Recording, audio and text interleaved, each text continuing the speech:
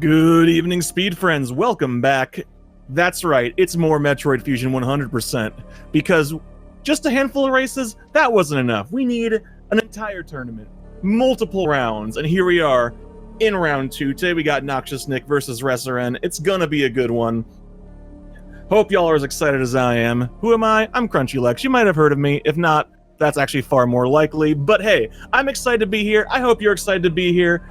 That's really all that matters.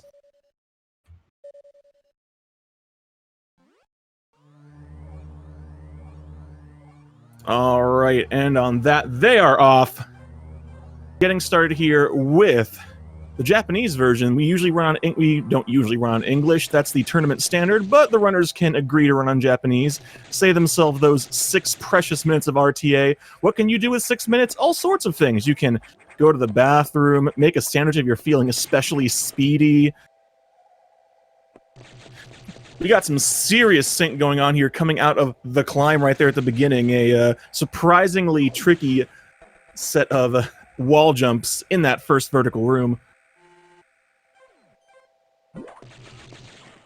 And moving straight into just a whole bunch of rooms with no terribly simple path to move through, just a whole lot of wall jumping, climbing, spinning, shot canceling, all sorts of terms that basically mean they do the move good, because the main deck is very much a place where you can lose time right here at the beginning, but both Nick and Reseren are just moving through real smooth. Just you see them carefully choosing their platforms, which ledges to grab, which ones to wall jump. That's really what this game is all about. A run of Metroid Fusion lives or dies by the movement, and everything on the station lives or dies by the X-Parasites, which you can see here in this uncomfortably well-animated yellow gelatin in the box. That's right, that is actually our antagonist for this game. Kind of formless, kind of flavorless, probably. I've never tried eating one. I'm sure it would probably do it to me first, but that's fine. I'm not here to speculate about what weird space life tastes like. Ooh, Nick.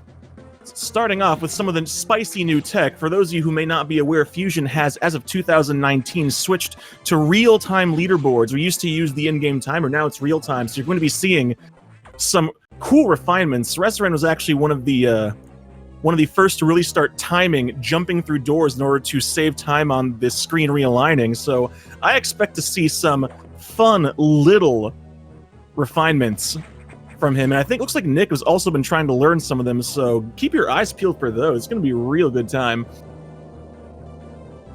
You know what else is going to be a real good time? Text. At least I hope so, because we're going to be seeing a lot of it. A lot of it. Maybe not quite as much as English, but still.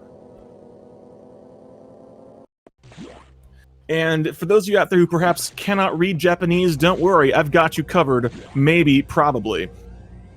So far, what we've got, Samus has been sent to the Biologic Space Laboratories station to deal with an explosion. Because apparently, you can't send engineers for that. I don't know. Hard to say. But, you know, Samus is kind of like the spackle of the Galactic Federation's toolbox. Use it for everything that nothing else works for. When in doubt, send Samus. She'll take care of it. She'll hammer it out. Tool humor. And turns out, it's not just an explosion, it's actually an explosion combined with catastrophe. And the only solution is to go through the station as fast as possible and get every single thing. At least that's what this tournament assumes, and that's what Nick and Res are doing. Don't worry about it. So, first things first, they got that missile download. Now they can shoot missiles. They come out of the arm, they go kaboom, and they open doors and deal with bosses, which is important because we're coming up on doors and bosses here in a bit. Dang, I just can't get over how good the sync is right now. Shoot. We're coming up on the first eye door. Eye doors are one of the big sources of randomness in the run. They can either show you their weak spot like that, or they can show you a beam. Reseren getting the double missile and the perfect eye door luck, off to a really good start. Nick, unfortunately, didn't get the double and has been getting some eye beams, but manages to make his way in the door. Woo, buddy. And here's the first big deviation from any percent. Just taking a little detour here to grab this E-Tank, which is pretty cool. Gives you more health. Unfortunately, you're down one missile for Arachnus here, who's just sometimes kind of rude. We'll see how it goes for Reseren here.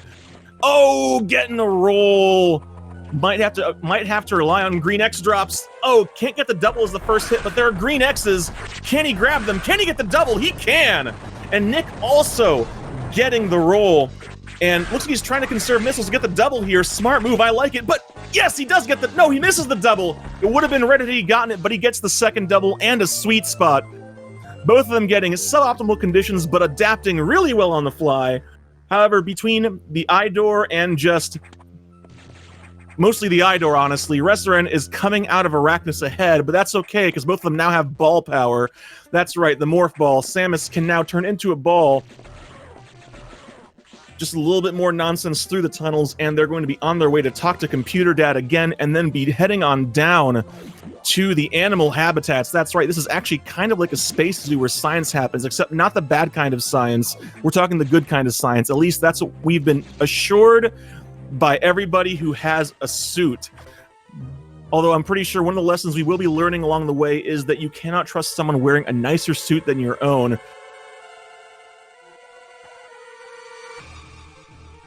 But before we head on down to the sector, is going to stop and grab this missile tank. Reseren just grabbing it here. Nick about to grab it as well. This is, after all, 100%, and thankfully this missile tank will make Sector 1, the first visit, a lot more consistent, a lot less dangerous, a lot safer. Reseren being the polite host, opening the door, because here comes the impolite guest. Both of them opening the door. My heart swells with joy. Unfortunately, the SIX is not a polite guest. Shows up, tracks dirt on the carpet, drinks all the Fanta in the fridge, and then has the nerve to leave a 1-star review on Yelp. What the heck is her damage? We don't know, but we'll hopefully find out by the time everything is said and done. Anyway, into Sector 1 they go.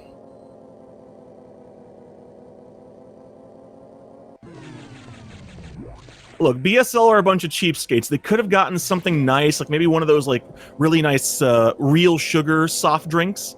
Instead, they got Fanta. That should tell you everything you need to know about them.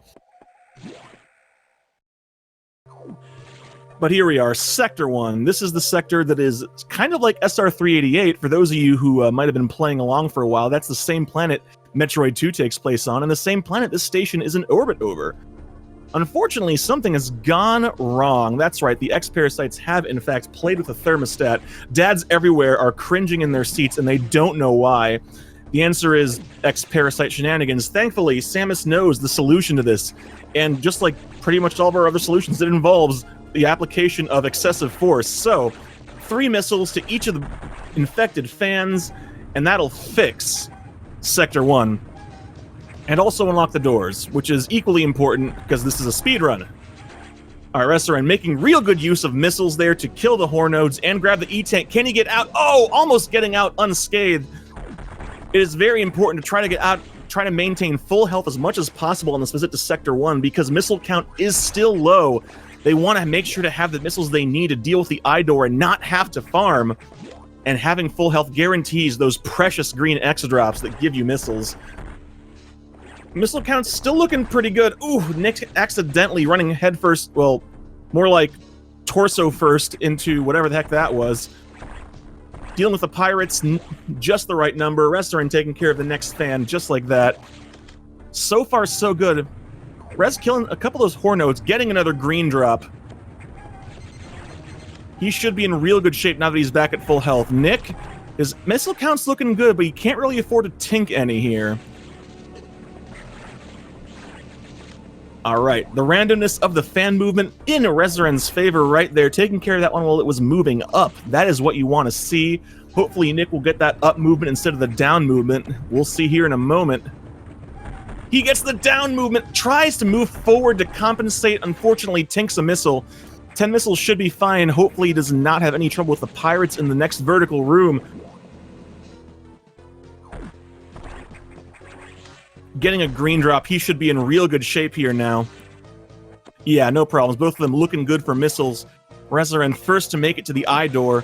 Gonna go for some doubles here. They're a little bit harder to set up than on the first one. Let's see if we can get them again.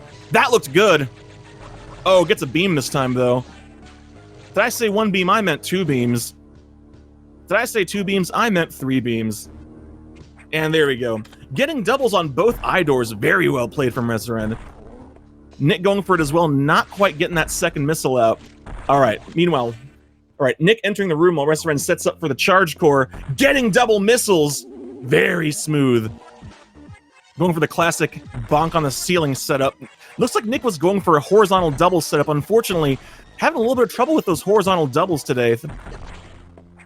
But still managing to finish the fight, grab that charge beam. But after the second boss, Reseren's maintaining the lead, although Nick is managing to keep a pace and stay right behind him. And now they are both armed with the charge beam. Charge beam is and will remain their best friend throughout this run. It is one of the strongest tools in Samus's arsenal on this adventure here. It takes the beam from being a single tiny shot to being a mighty double shot and also a flare around Samus's arm. You might have thought that was just for show. Oh, no, no, no. Samus is far too practical for that. That flare does damage. So if you want to get right up in someone's face, let them know how you really feel. Show them you love them. You can also increase the pain. Wow, there's an analogy about relationships there somewhere. I'm, of course, kidding. Relationships are great. Love is important. I hope you all know you're loved. Because you are. I'm glad you're all here, and I care about you deeply. But now that they have both fixed that fifth fan, Reseren and Nick are both on their way out of Sector 1. They are done with this place. At least for now. At least for now.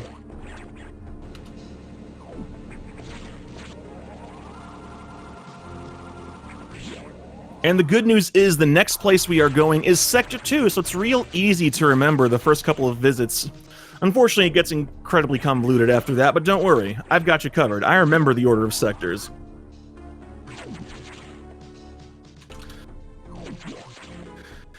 I'm going to take a moment here to have a drink of my very cold coffee. Oh boy, that did not keep well. Woo! Pardon me. So now, this serious music can only mean one thing. It is time for serious business over in Sector 2. Sector 2 is much greener, much more tropical, much more dangerous.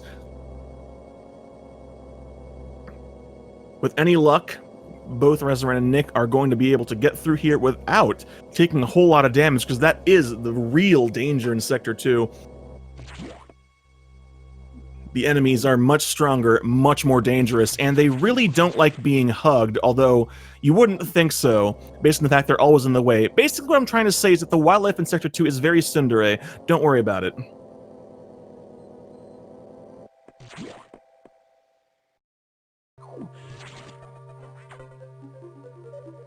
So first, a little bit of text mashing, now that Computer Dad is letting us know that, yes, indeed, the SAX is big, it's dangerous, and it's in the way, so just have to watch out for it.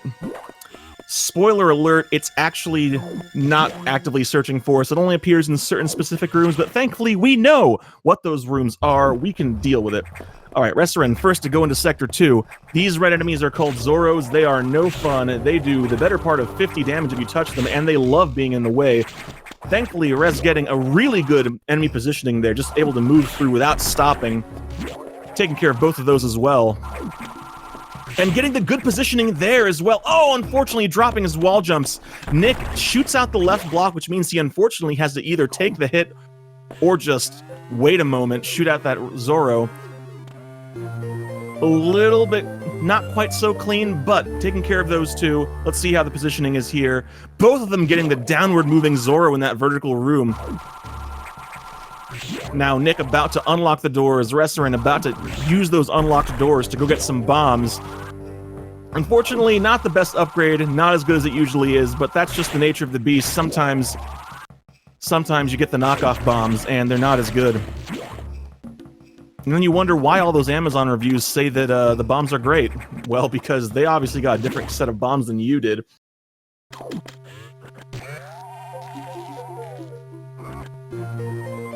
Here we go, Res downloading the bombs. Nick on his way to download the bombs as well.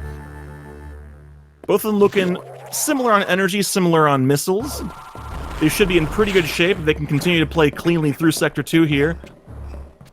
As you can see right there, the bombs just kind of take approximately half an eternity to explode. And what you can't see is that their blast radius is a lot smaller than you think it is. Basically, try to imagine a small blast radius. You're wrong, it's actually smaller than that. That's unfortunately how it is. Alright, good use of missiles here from Rez to take care of all the enemies without hitting them. And a little bit more 100% detouring to grab some more missiles because, unlike what the saying would imply, Mo missiles does not in fact equal Mo problems, it equals Mo solutions, because Samus is very solution-oriented, and so are we.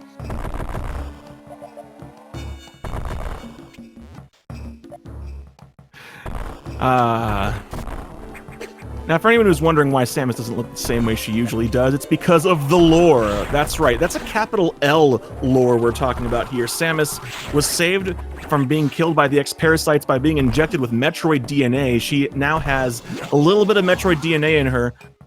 Half Metroid, if you will. Although, if you really want to mince words, and I absolutely do, Metroid is the Chozo word for Ultimate Warrior, so Samus was already technically Metroid. But she's also now half, like, Space Jellyfish Metroid, so does that mean... Question for the chat, does that mean that Samus is now 150% Metroid? If yes, then yes. If no, why not? Tell me what percentage you think she is. While y'all figuring that out, doing a little bit of percentage math in your head, Nick and Rez just continuing to go through Sector 2 here. A little bit more vertical movement. There's plenty of more vertical here than there was in Sector 1. On the way to the next boss. The next boss is, of course, as in the proud tradition of... Oh no! Reseren, a little bit discombobulated, going the wrong way! Actually, no, he's not. I'm discombobulated. Great! Awesome! Better me than him.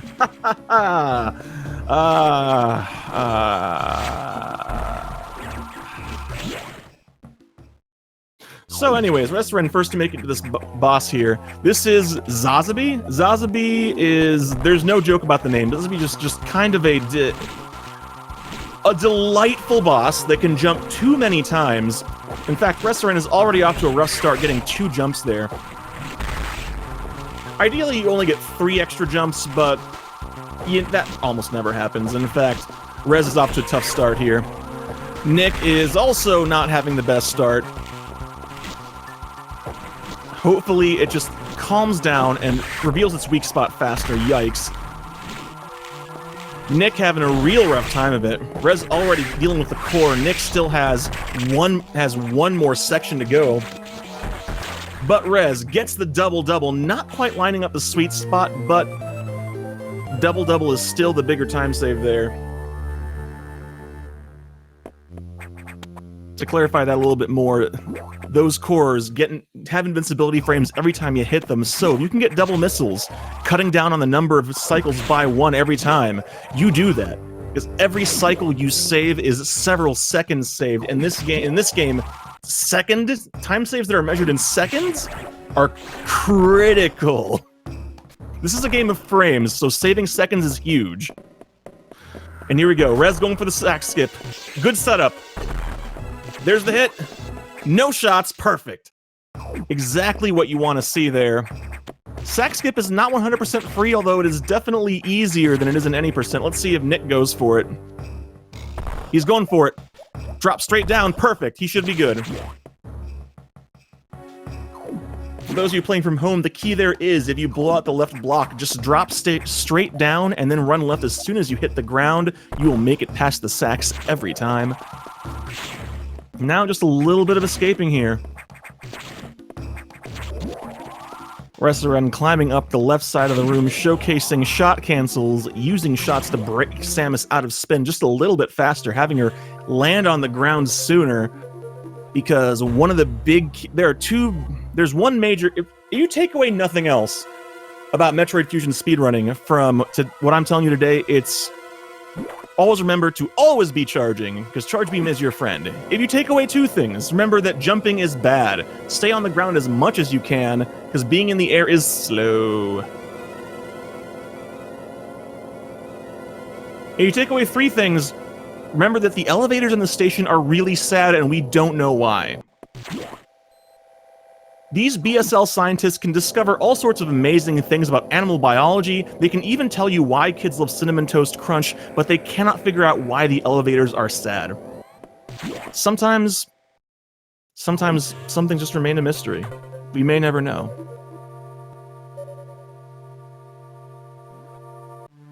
But enough about that. It's time for the numbers to go out of sequence. We're going from Sector 2 to Sector 4. Sector 4 is the aquatic sector. That's what AQA stands for, I'm pretty darn sure. I mean, there's water here. Aquatic starts with AQA. Your guess is as good as mine, but I think my guess is pretty sound. But now into Sector 4 they go. This is where movement becomes a bit more important. In the past, messing up movement just means that you have to do it again. In Sector 4, messing up movement means you take a dip in the electrified bathtub. And nobody wants to do that. Would not recommend in-game or in real life, especially not in real life.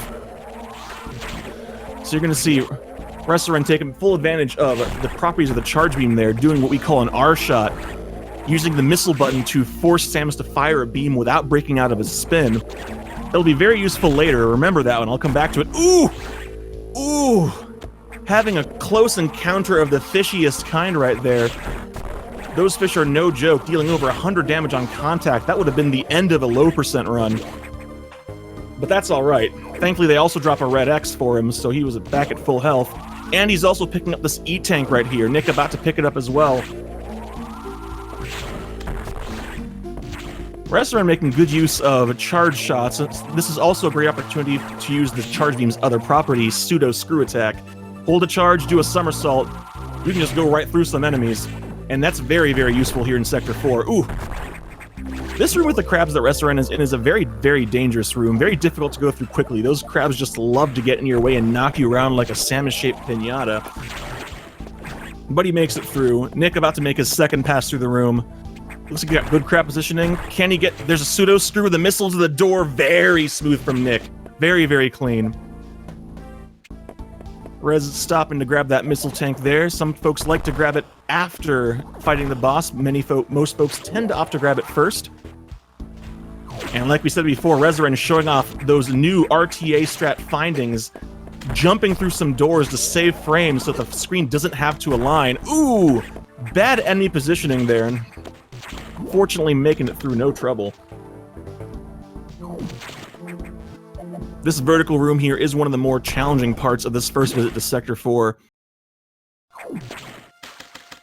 Nick making it through nice and smooth, once again making good use of pseudo screw. But Rez is the first to make it to this tank where Ceres was. Ceres is dead. But then what's in the boss room? Spoiler alert, it's actually also Ceres. Or rather a clone of Ceres, that's right. The animals you see, almost all the animals you see in this game are not actually the animals, they are the X's cloning animals. Speaking of cloned Ceres though, here it comes now with some sweet jams. And first hit looks good. Reseren is trying to getting both shots and the flare on Samus's arm into Ceres' hitbox. You can hopefully turn turning a 5-cycle fight into a 2-cycle fight. 5 missiles, gets the first double. Can he get the second double? That was not didn't look like a double, but he can still finish it off. That was actually a double. Okay, I miscounted. There's a lot to follow. All right, Nick, setting up to get that second hit. Oh no! No good! Didn't get the 2-cycle. This is bad news for Nick. Reseren got the 2-cycle and the doubles. So Nick's gonna have to make up some time in the future, but oh no, not even a 3-cycle! Looks like it's gonna be a 4-cycle. He must have missed some flares there. That's no good. But there we go, finishing it off. Now if he can just get the doubles. Oh, firing a little bit too early, but that's alright. This is a 5-missile core, so still has 3 shots left. Oh my goodness. Nick unfortunately having a little bit of trouble with the timing right now, but finishing it off with a double there. Most important thing is Ceres is behind him. Ceres is a boss that can very easily just kind of ruin your early game concentration or just go south very quickly. Tends to snowball, which is kind of ironic considering this isn't even the ice sector, but they now both have the speed booster, one of the most useful tools in Samus's movement arsenal for the entire run. Reseren showing off right there, crashing face first through a wall. Would not recommend that in real life. Samus is a trained professional. But now the water level has been lowered. No more electrical water, now just nice wet water. As opposed to something else, I'm not sure what. But with that, Rez is just about done with Sector 4. Just has to grab this one last missile tank, then he's on his way out. Nick about to go... Oh no! Nick accidentally pulling away from that platform. Just has to lower the water level himself. And he too will be done with Sector 4. Rez unquestionably having the cleaner Sector 4 there, so Nick is still not too far behind Rez, but Rez has managed to widen the lead with a great Saris fight and clean movement. But this race is far from over. There is still so much left to go. In fact, coming up with Sector 3, there are plenty of opportunities for...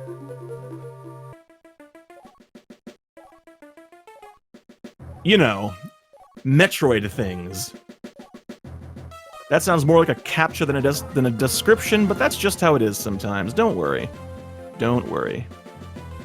They're on their way to Sector 3, PYR, which I'm guessing stands for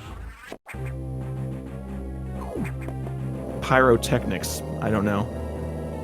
Those aren't the 3 letters I would have chosen for a desert biome, but here we are. I'm just going to assume there will be fireworks. Yes, we're going to the fireworks sector. There's going to be a nice celebration, big fireworks, probably something really silly on the radio. Maybe if we're lucky, we'll even get funnel cake. I haven't had funnel cake in ages. Boy, I'm getting hungry now.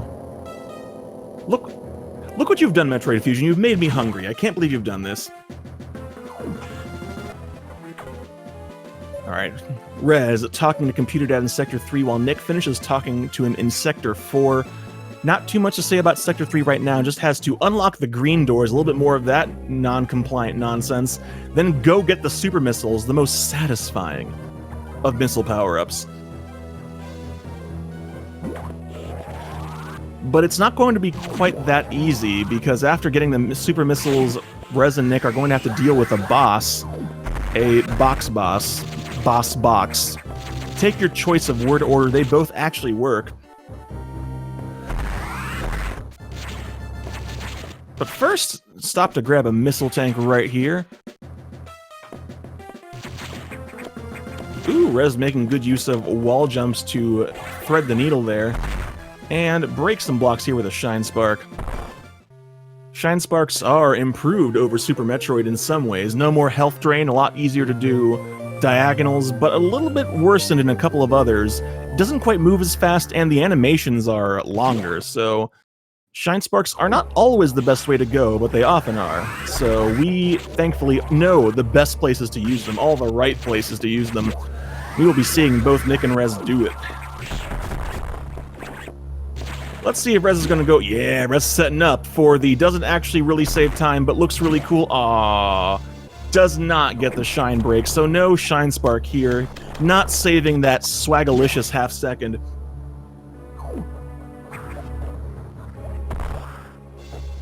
But everybody say hello to Bob.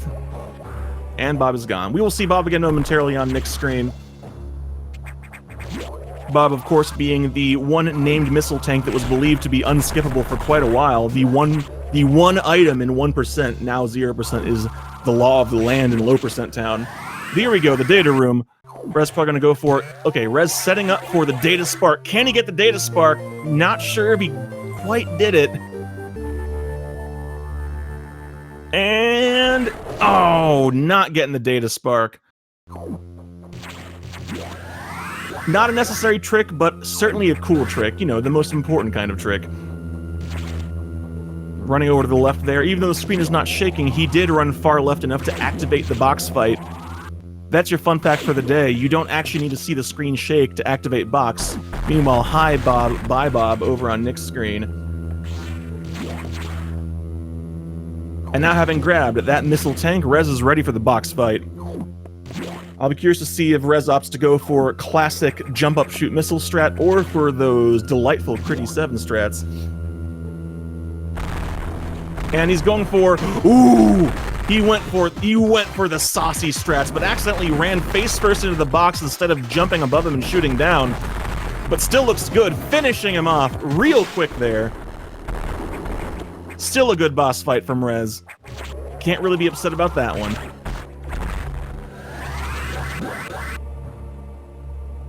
The big advantage to that one is that the box does not have to walk slowly back to the right to jump through the ceiling. It's already right at the spot and jumps up faster, saving you time, and we are all about saving time here. But Rez now done with Sector 3, noxiousnick. Gonna go activate the box fight. Running a bit further to the left, he might get screen shake. Yes, he does. Now let's see how he chooses to handle the box. Woo! Double! Both runners going for the critty strats. Loving it. Loving it. And that was also a good box fight from Nick. Both of them having actually about equal box fights. Using the spicy strats. Oh, I'm loving it. I'm loving it. If this were any spicier, we'd have to put a warning on the label. Unfortunately, maybe we should have, because now we're getting betrayed over on Rez's stream. That's right, some weirdo in a suit is plotting to backstab us with Computer Dad because, as we already established, you can't trust someone in a suit. Warning, very spicy. But Nick finishing up Sector 3, heading out, about to be betrayed as well, while Rez heads into Sector 6, the NOC sector, which I have been assured stands for Nocturnal. It could stand for any number of other things, I suppose. It could also stand for... I really should think about these things in advance. Always remember to plan ahead, folks. But this is the nighttime sector. It's not really that dark because we have backlit. This is the bright future of 2020, not the unbacklit present of 2002 when this game came out. Unfortunately, this sector does also bring a new threat. That's right, it brings blue X's. They are chilly. And so basically someone brought ice cubes into the night sector, and Samus is very sensitive to the cold. So we can't deal with that. We've got to make sure to keep them locked down by shooting them or just avoid them. Otherwise, they will ruin Samus's afternoon and, for that matter, the rest of her life. Because it would end. Thankfully, there is an E-tank coming up, the tank affectionately referred to as the free tank, because we're essentially waiting for a bomb to explode, so it really costs nothing to get it. It's pretty nice. Whereas deftly dodging the blue and getting the E-tank back to full health, no problem. About to deal with a little bit of the yakety sax. Hope y'all are fans of old British TV shows. I know I am. And Nick entering Sector 6, about to tackle all that stuff, and here she comes.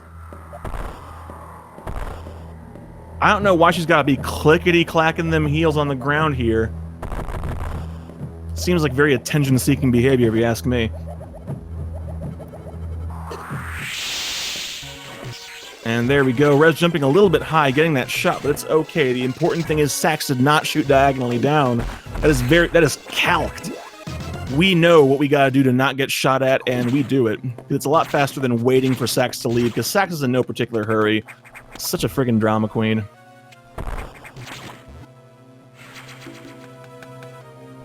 So, Nick blowing up that block, getting the free tank. Rez getting that last missile tank before the boss.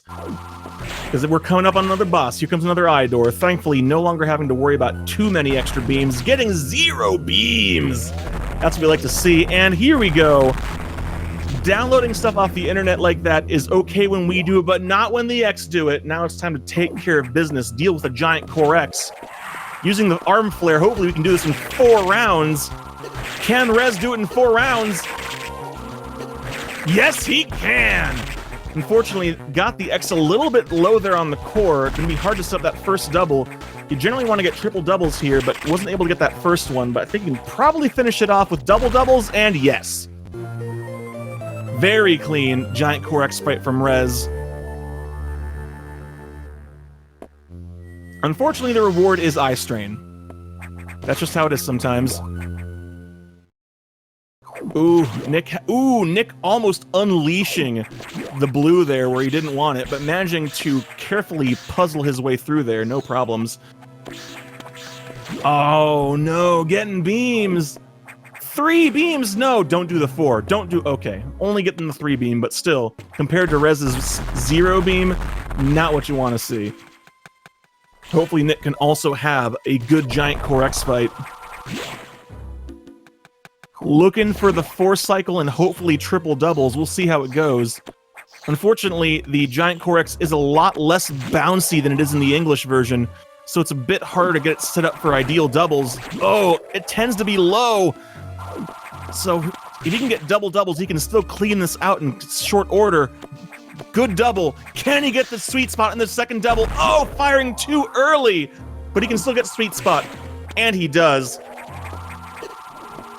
Both of them taking care of Giant Core X, now armed with stereoscopic eye strain. I am so sorry.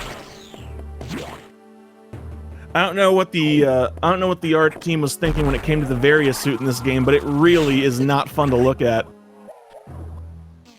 So Nick just has to go and grab those 2 items on his left, a little bit of an extra thing compared to any percent. And Rez is already done with Sector 6, just about out of it, just has to get past these bugs.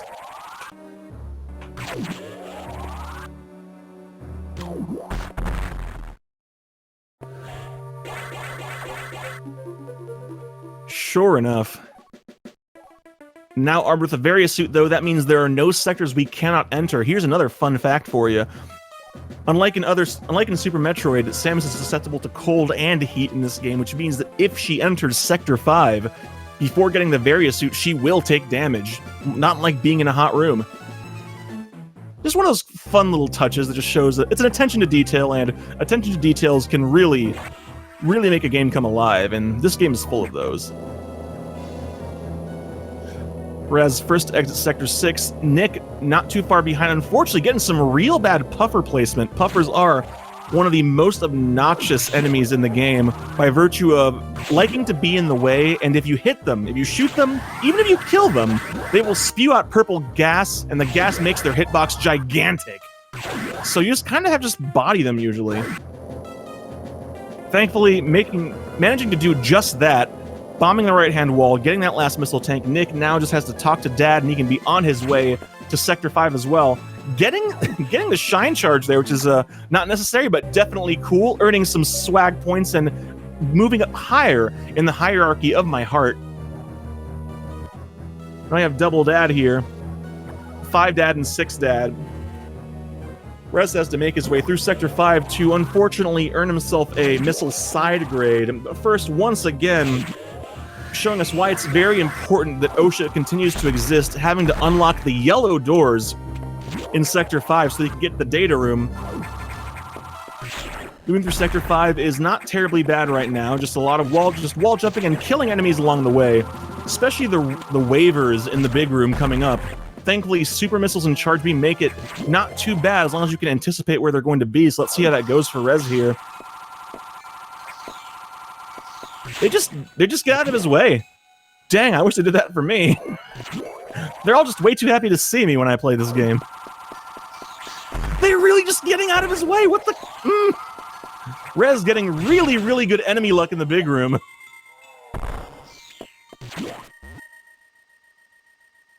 Done with that. Now has to head to the lower reaches of the sector, while Nick is going to talk to Dad, then do the same thing.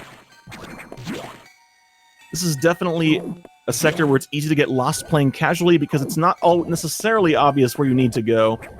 And you have to shoot through some floors that are not marked or anything like that. But thankfully we know exactly where we're going. Rez unlocking the doors here, Nick getting started on his party, going through the cooler. Just remember not to let the door lock behind you, otherwise it's kind of hard to get out. It's not soundproof per se, but you gotta scream pretty loudly to be heard. I'm not saying that I know that coolers are not soundproof from experience, but I did absolutely, during a restaurant job, stand in the cooler and scream at the top of my lungs to see if anyone could hear me. Spoiler alert, yes, they could.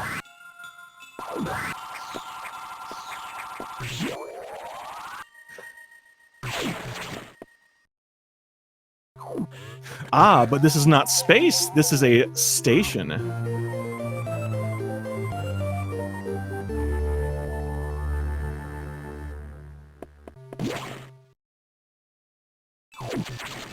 But anyways, Rez now has ice missiles. F's in the chat for satisfying explosions. And time for a puzzle room. A puzzle that this game uses sometimes, but not nearly often enough, is killing enemies and having them reform into other enemies in order to be able to reach things. So right there, Rez using it to form into that Ripper and getting the good positioning. That Ripper sometimes spawns in bad spots, but not this time. And with that, ooh, I've never actually seen that particular setup for dealing with that enemy, but I like it. Rez just has to get out of the sector, nothing else to do right now but just leave. Nick doing a vertical climb, going to get himself some ice missiles as well. This is probably a good time as any to talk about the secret danger of Sector 5. Sector 5 is, in fact, the sector we come to the most, and we go through a lot of the same rooms in the same directions on our visits, so it's not impossible to get a little bit disoriented and forget which visit you're on. So that's a very real danger in Sector 5. Accidentally leaving without going to the data room, or trying to go back down to unlock the doors when you're supposed to be going to just get, say, power bombs. It's very, very easy to mistake the visit you're on. Thankfully, this first visit has a few big visual cues, like that big floaty boy in the background, and flashing red lights. Emergency in Sector 3. Because that's right, after this first visit to Sector 5, the time has come for one of the most popular parts of any Metroid Fusion run, the emergency. We have in ourselves a big old emergency over here somewhere. I'm not sure where. If you know where the party is, please let me know. So while Nick is getting ready to start his own emergency, Rez is getting rolling right as we speak. Has to get to the bottom of Sector 3 in order to stop a meltdown. It's kind of appropriate. I was reading about nuclear reactors earlier today, and this is a little bit different, because this is apparently a boiler. Because apparently in the magical space, hypothetical space future, we still have boilers. Things are still powered by steam. I don't know. I guess it's just how it be. I'm not going to question it. But the important thing is we have 6 minutes, which is approximately at least 3 minutes too much, to get all the way down there and take care of the problem. Rez making sure to spam extra missiles. Normally missiles are tight, but not in 100%. By this point, missiles are just kind of free. You can hand them out to everybody you meet and still have plenty. And that's right, Nick's now also in the emergency. Just has to get out of Sector 5 and get down there. Rez already in lower Sector 3, where things are a little bit lava-like, very toasty. Opting just kind of body that enemy instead of go through it.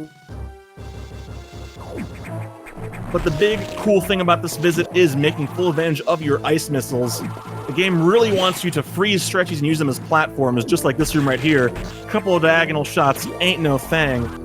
But now the big room, this is one where it's very easy to accidentally shoot out blocks. Rez hits the enemy, freezes the stretchy, no problem, freezing the enemies as he goes. Very smooth, very clean, on a very strong pace. If he can keep this up, he can actually get a mid to high 40-second time at the eye door. But what are the beams going to be like? Oh no, beams! Oh no, more beams! Oh god, Captain Crunch's oops all beams. Still, 441 door time, can't sneeze about that. He's still on track to get a 430 plus if he can get the double doubles. That looked pretty good. And that looked good, double doubles. Unfortunately going to be stuck at a 427. But still, high 420s for a race emergency time is something you should not complain about. Can't feel bad about that. The reward is the wide beam. Rez going to be on his way out of lower Sector 3 while Nick making his way there. So far, so good. Ooh! Falling off the stretchy, but thankfully already having frozen the second one, not having to do any sort of waiting. We don't like waiting. Alright. Killing the enemy, freezing the stretchy, making his way through the big room. Climbing up, no problem, freezing everything as he goes. So far, so good. Nick can also get himself a 440-something door time if he can get good eye door luck. And he gets the zero beam, 445 door time. Nick is in real strong shape. If he can get double doubles, he can get a 430 plus here. Oh, I saw the missile tink off. That's unfortunate. But that one was good for a double. He can still get a high 420s here. And he's going to be getting a 429. An emergency time 2 seconds faster than Rez, gaining back a little bit of time there. Nick's still playing very well, although Rez is maintaining his lead heading out of Sector 3 here.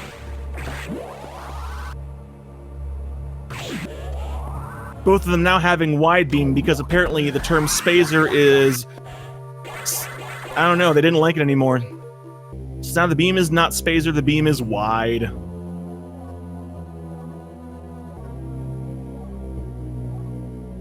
But on that note, Rez done with his visit to Sector 3. It's time to do one of the most important tasks in the entire game. Gonna go up to the habitation deck and save the animals. Nick will be doing it again. Nick will also be doing it here in a moment as soon as he can get out of Sector 3.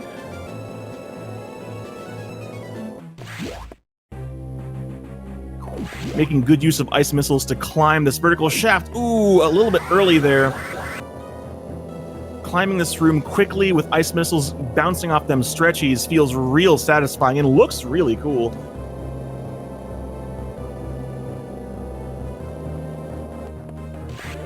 All right. Nick getting past the harder parts of the Sector 3 escape there. Moments away from leaving the sector. Rez, meanwhile, already on the main deck.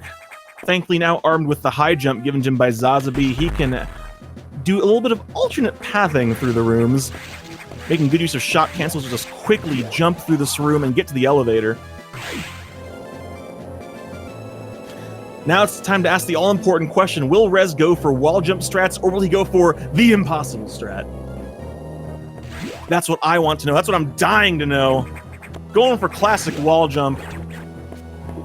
A little bit slower, but certainly a little bit less, a fair bit less daunting than impossible strat. It's still right there in the name, literally impossible. Setting up a visual cue for Shine Break, gets it, breaking the block and retaining charge so he can noom his way up this vertical shaft. Ignore the stretchies, because who cares about them? Now let's see how the animals will treat him. Oh, the third Edakun being the party pooper once again. Usually, that's how it always seems to go. You get 3 animals out the door quickly, and the 4th one just takes an eternity. And there goes the babby. Alright.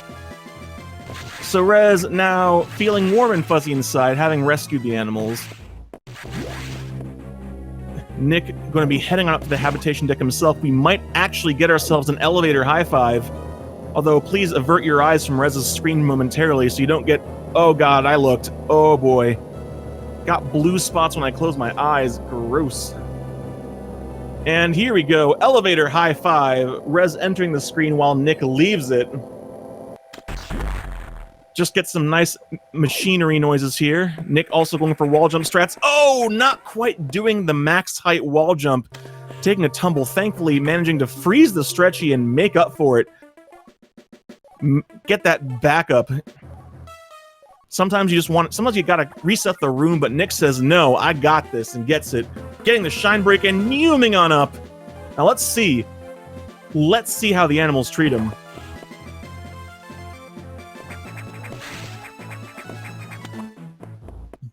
Big yikes. Instead of 1 animal in the bathroom, we had 2. They must have been holding hands. It's hard to say. But the important thing is the animals are saved. And now the game can continue. Nick going to be heading on down, grab a couple of missiles, and be on his way back down to Sector 5. Rez grabbing the 2nd missile tank on the main deck there, and also onto Sector 5. Going to answer the immortal question, what do I do when my items aren't loud enough? And the answer is, you get louder items. Going to get some power bombs down in Sector 5. Less laggy and much louder than their Super Metroid counterparts. And also now upgraded with the power of X-ray scope, of all things.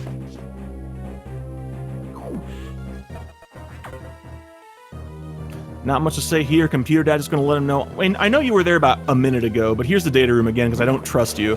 Thanks, Dad. Thanks a lot. I'll remember this. But now we also get to see some cool stuff. Oh, that's right. That's right. Rez, who is all about the time saves, we recently retimed it, and the Shine Spark here, while incredibly cool and resoundingly baller, is not actually faster than just running through the room like this. So Rez saving that 0.4 seconds going through the room with optimal movement. And here we go. Back to the data rooms, getting the power bombs. See that? Oh, dang it. Rez, why'd you fire that missile? I was going to make a comment about missiles and how 74 is the power bombs you get in this game. Not 73! I thought we had gotten this bit planned. Dang it. Anyways, this game gives you a hilarious number of power bombs. First, Rez going to go for the jump extend, getting it! That is a very fast, very cool strat. Not that easy to set up. Avoiding having to deal with freezing the Ripper, which is never fun. Just wall jump, jump extend, get through that door. Heck yeah.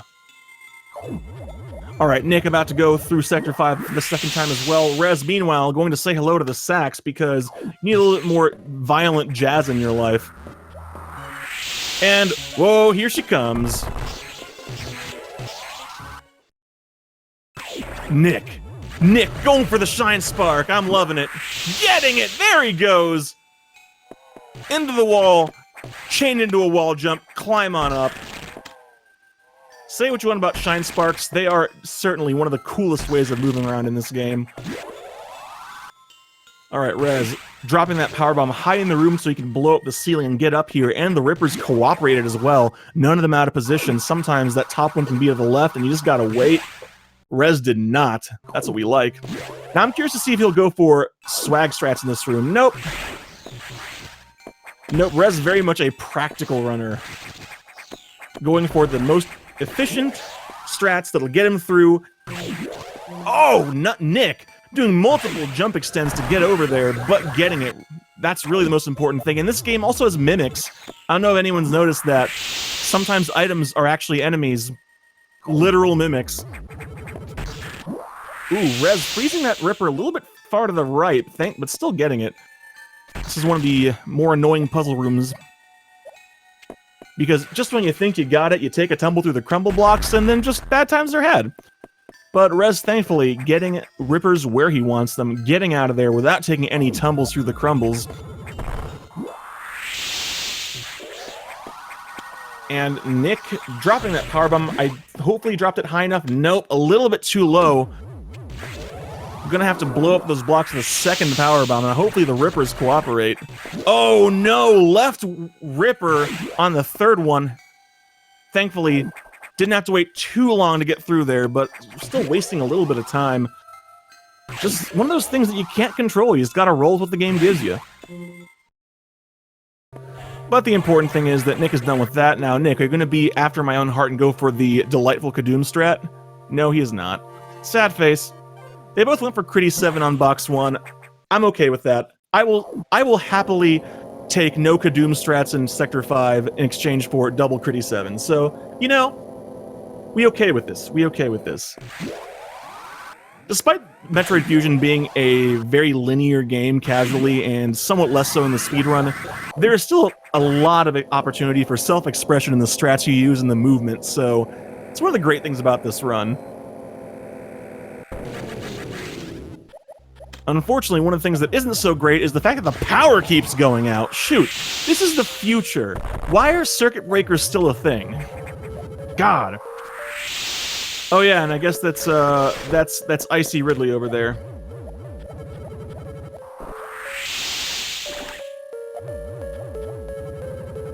Just you have to go through some of these tunnels, grab a power bomb, tank, then avoid getting spit on with any luck.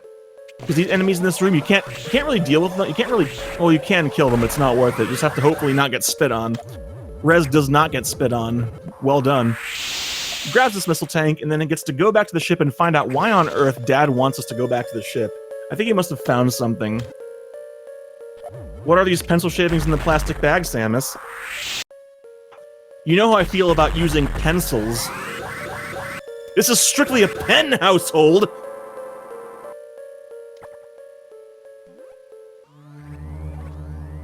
Alright, so anyways, Nick, back to the main deck, going to take the elevator, and I get the sneaking suspicion the power will go out for him as well. Meanwhile, animals on Rez's screen, yeah! The animals are adorable and I love them. And I'm so glad we get to save them in this game. Unfortunately, we also have to fix the power because somebody's got to do it, and I guess everyone else in the station is dead. I don't know if that's really a spoiler, because they already told us about that. But yeah, here we are. Someone's science project got a little bit out of hand, plants are everywhere, and they clogged up the reactor, because that's what plants do, I guess. I don't know. So we're heading up on what we call the boss gauntlet. There's going to be a sequence of bosses, challenging bosses in fact, you have to fight all pretty close to each other, starting with this one on Rez's screen, which is Yakuza. Unfortunately, this is not Kazuma Kiryu, this is actually just a giant six-legged thing that we call a spider, even though it has 6 legs. I don't question it, neither should you, please. I don't have an answer. It wasn't in the script. But, anyways, here we go. Rez just has to get past this door, hopefully giving him not too many beams. Come on, door! No, don't you dare. Okay, 3 beams will do. Thankfully, we can hit Yakuza before it appears on screen. That's kind of key here. We want to get out of Phase 1 as fast as possible, because you can lose a lot of time in Phase 1 here. So we're going to get cut on purpose to force it to go to the first part of its cycle faster than moving around the room, which takes forever. Alright, that's not too bad. That's not too bad. That was only 2 cycles. We can get up to 4 cycles, but Rez will take a 2, I am sure, because Yakuza loves to give you 4 cycles. You'd almost think it was, you know, on purpose. But now Phase 2 is the fun phase, because it moves, it bounces around at random speeds, at random directions, but Rez, adapting on the fly, now having to deal with the doubles on the core, hopefully triple doubles here. This is a 6 missile core. He missed the first double, but he can still finish it here, and he gets it with the sweet spot. And it's worth mentioning that this is where doubles really start to get difficult, because with every single missile upgrade, the timing for double missiles changes. That's right. Our runners have to learn 4 separate missile timings for double missiles for each of the 4 missile upgrades, and they only get harder as the game goes on. Ice missiles are starting to get pretty darn tricky, and by the time we get to diffusion, diffusion doubles are exceedingly difficult. And Nick, meanwhile, just barging on in with 0 beams like he owns the place. Now let's see what Yakuza has to say about that. Is Yakuza going to give him good pattern? Ooh, Yakuza says no. He knows you're not getting the 1 cycle. Or the 2 cycle. Oh no. Oh, Nick getting the 4 cycle Yakuza. Just like, oh no. Meanwhile, Rez doesn't have time to think about 4 cycle Yakuza because he's being chased by the sacks. Oh no, he's got to get to the ground. Thankfully doing it before the sack shows up and starts shooting him. No trouble whatsoever. Don't worry about it, it's fine, it's safe. Meanwhile, Nick, 4 cycle Yakuza and having a big struggle with Phase 2, not getting the initial double, but he can still get doubles and hopefully get through here relatively swiftly.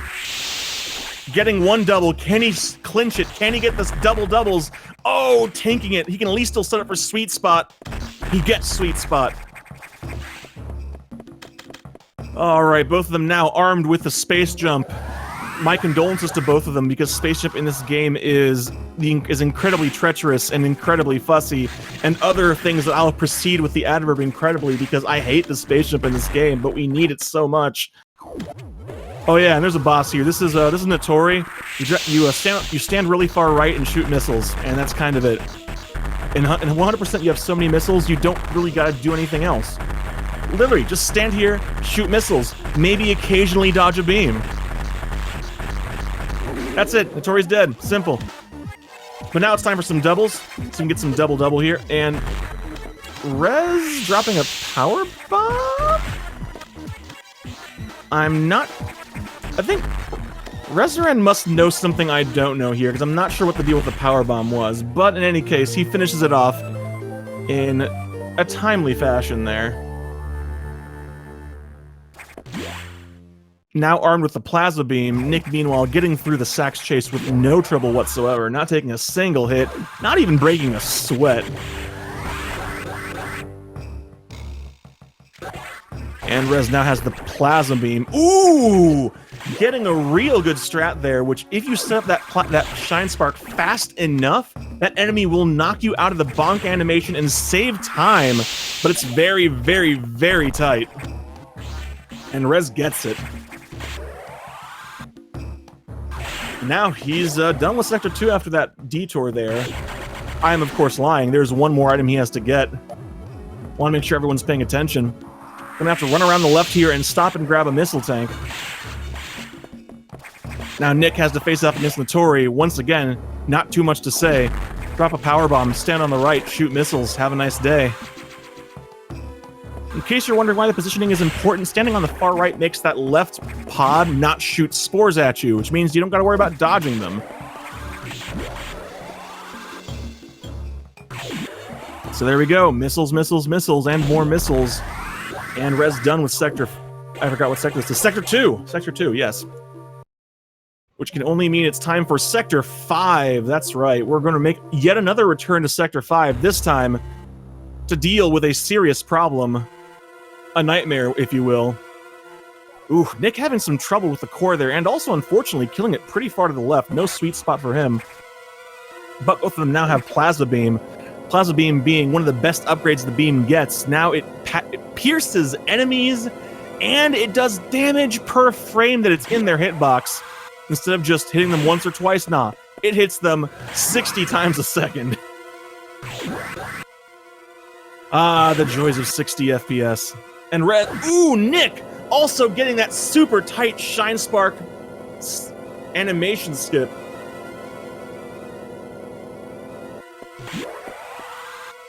So now he just has to grab that one last missile tank, and he's on his way to Sector 5 as well. Alright. Reseren into Sector 5, setting up for the most important Shine Spark of the entire run. Coming up right here. He gets the charge. He dodges the shot. He's into the door. It looks like he's got it. He's got it. Away he goes. One door. 2 doors, 3 doors, 4 doors, 5 doors! The Nightmare Shine Spark! The single longest Shine Spark in the entirety of Metroid Fusion.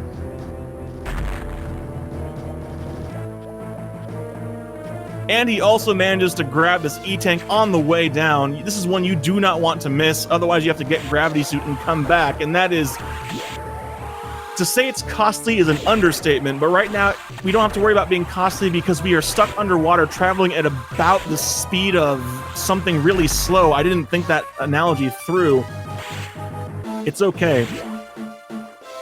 Rez just has to grab a couple more items, then he can go face off against the Nightmare. Not charging through the door for some reason. I guess he just didn't want to deal with that fish pirate, which is weird because all fish pirates must die. They're terrible and I hate them.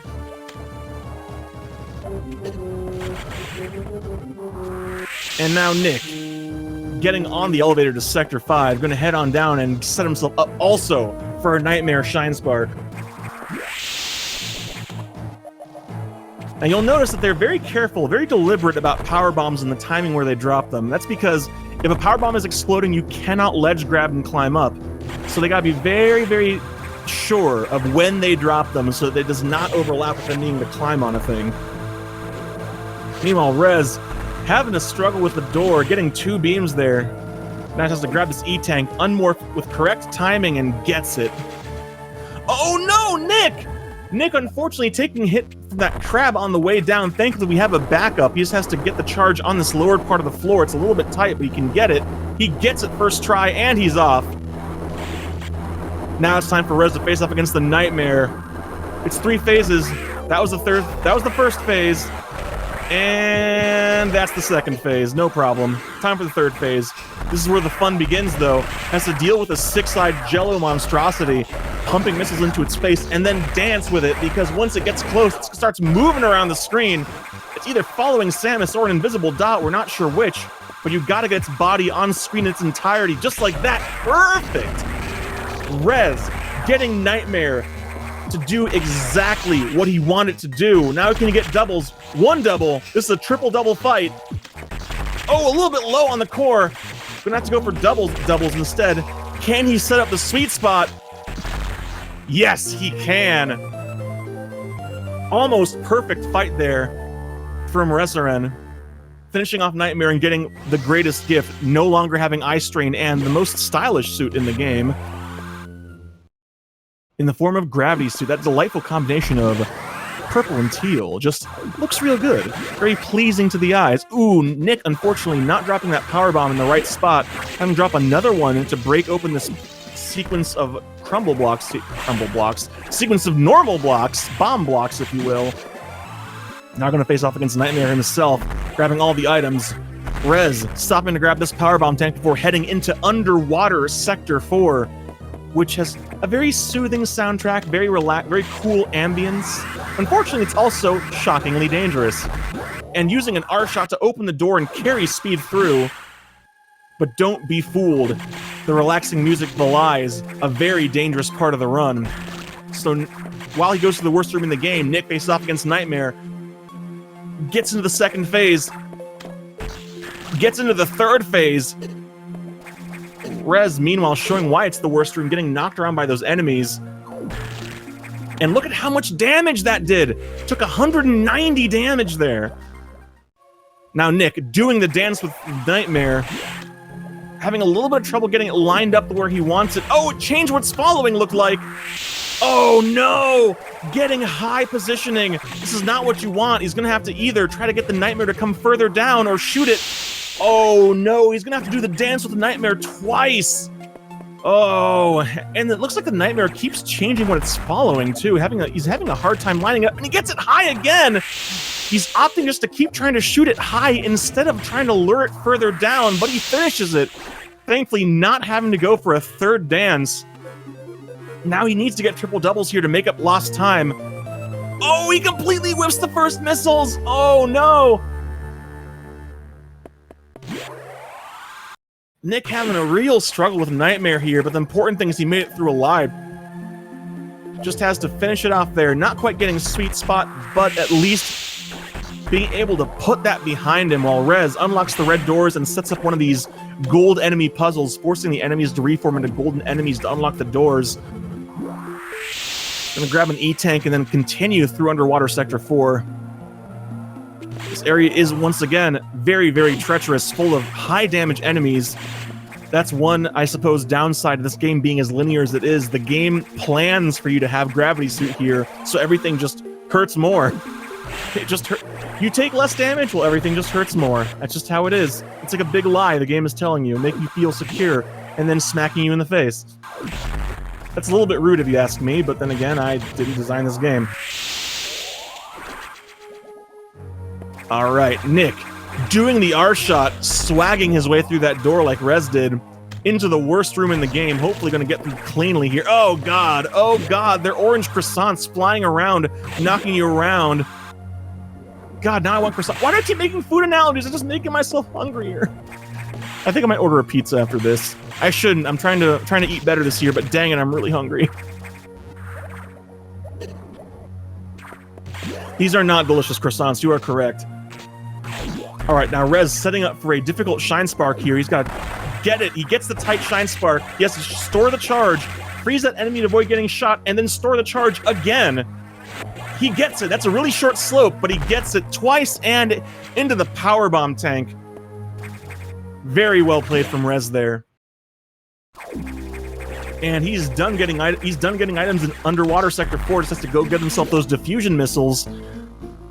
While Nick, accidentally not quite getting the jump there. Gonna have to bomb the floor to go unlock the red doors. And Rez into the data room, getting diffusion missiles. The final missile power-up. And one of the most awkward to use thanks to its extremely long charge time. Thankfully, we have a trick for this. Instead of taking 6 seconds to charge it, Rez will start charging into the door, because if you carry a charged shot or a charged missile into a door transition, you will always come out the other side with a full charge, saving you those 6 seconds. All right, Nick, doing the gold enemy puzzle. Rez going to go grab the final powerbomb tank. I say final because after this, he's done with Sector 4. There's nothing else to pick up in Sector 4 after this powerbomb tank. This is unquestionably the most convenient time to get it.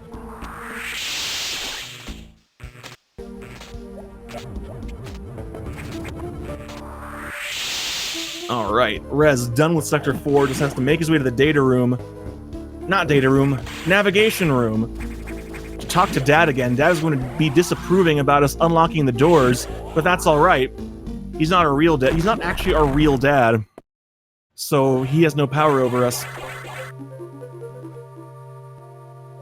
Meanwhile, Nick making his way through underwater Sector 4 very cleanly so far, taking very little damage. Trying to freeze the Ever, not quite having any luck doing it because you can't freeze the Evers as it turns out. But now let's see if he can also get the tight Shine Spark to get through that green pillar.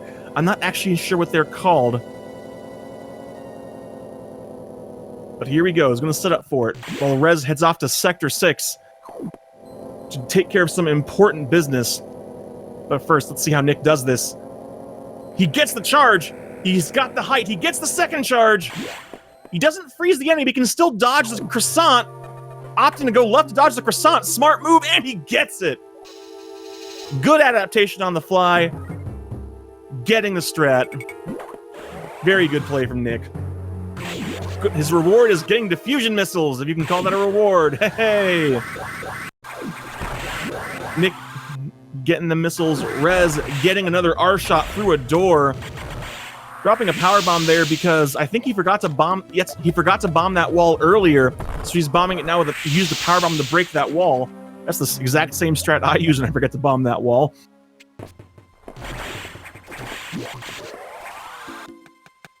Again, seeing Rez jump through doors to save frames on those transitions. Oh no, Nick!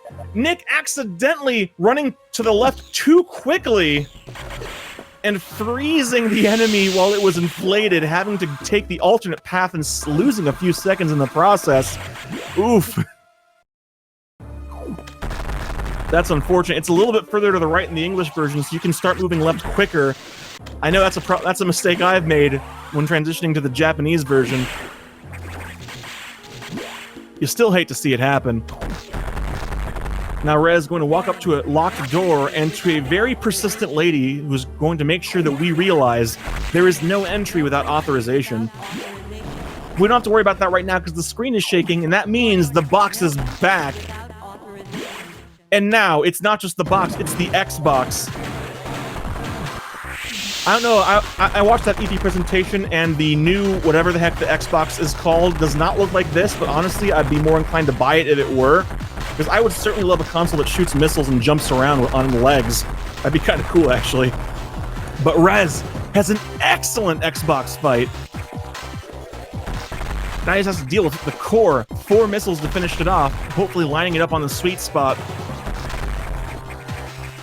And a little bit to the left there. But he finishes the fight in short order. Now getting the final beam upgrade with the wave beam. It now passes through objects and shoots DNA, because I don't know, I guess I thought that looked cool.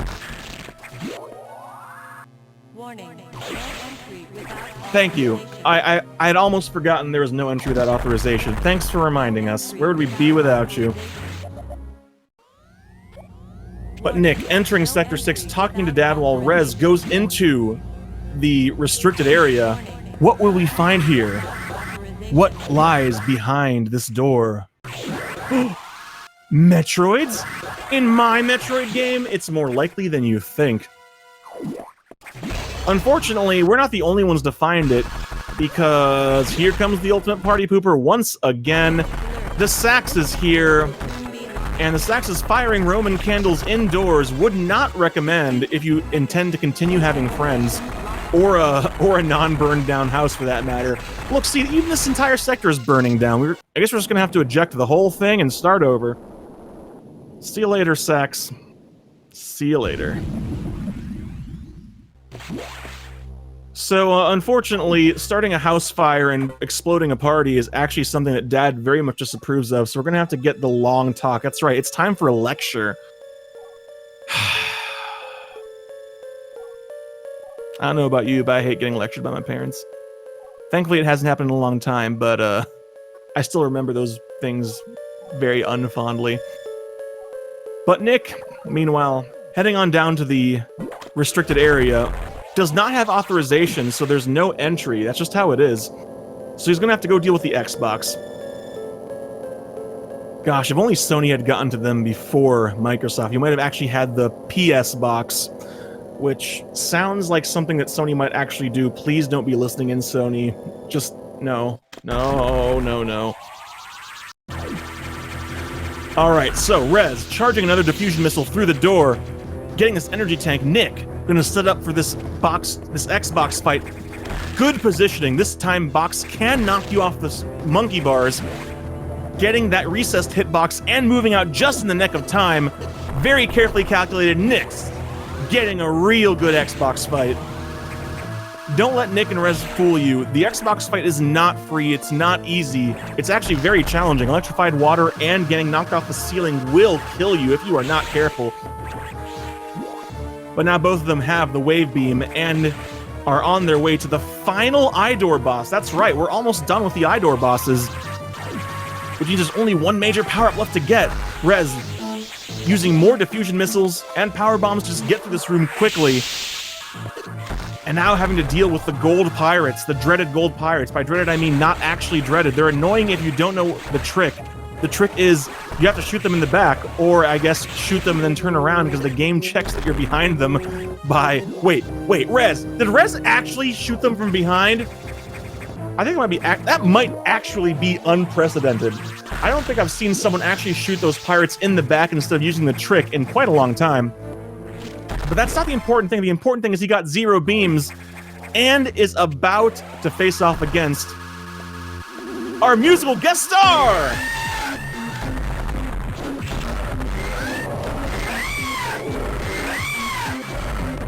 Really practiced very hard for this musical number. Please clap.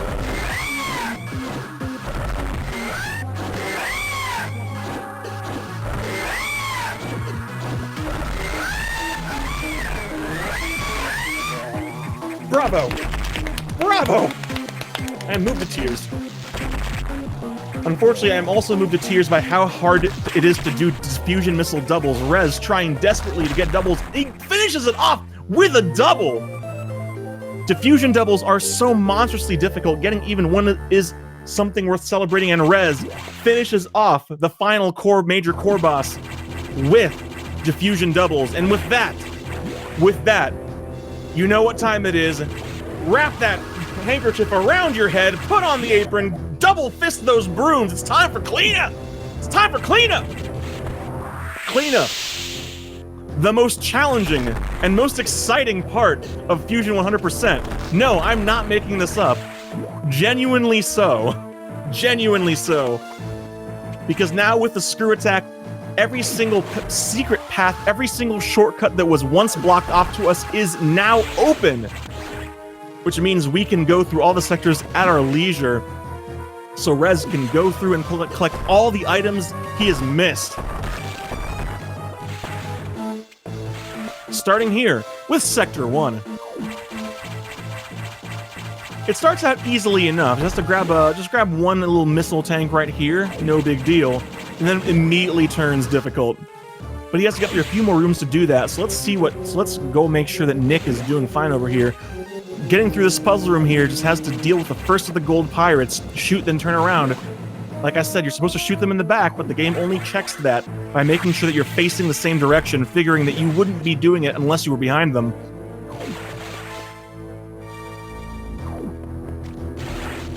Good use of the diffusion missiles to unlock that wall! Yes, I unlocked that building with dynamite. It's now a pile of rubble. But anyways, Rez, setting up for the first challenging trick here. Oh, he's trying to save 2 door transitions. He's got to get a shine charge, though. Oh, unfortunately, the problem there is it is an extremely tight charge to get if you do not go into the save room. So he's going to have to now get extra transitions getting it. because he needs the Shine Spark to get the Power Bomb tank. So he's got to get the charge, get past this enemy, and then Shine Spark up, just like that. Getting it. Meanwhile, Nick has to face off against our friend, our loud singing friend.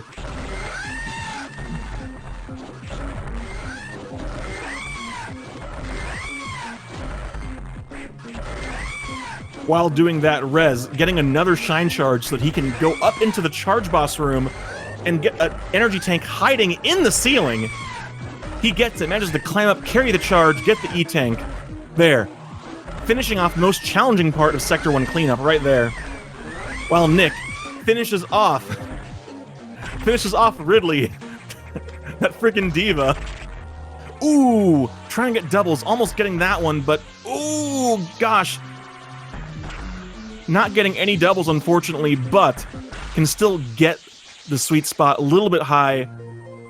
But with that, Nick and Rez both now in cleanup. Rez having a very healthy lead coming into cleanup, but cleanup is such a challenging, such a potentially treacherous part of the run that Rez could very easily lose a lot of time if things do not go well for him. But then again, the same could be said for Nick. He could lose even more time if his cleanup goes south. So this race is not over until they're both done with cleanup and heading off to the final boss. Actually, that's not right either. It's not done until they're done. It's not done until they're on the ship getting the heck away from this place. Why did I say that? I have no idea why I said that. Alright, so Rez, finishing up his Sector 1 cleanup, opting to go for the horizontal Shine Spark there. You can space boost if you want. It's a little tiny bit faster, but it's also less consistent.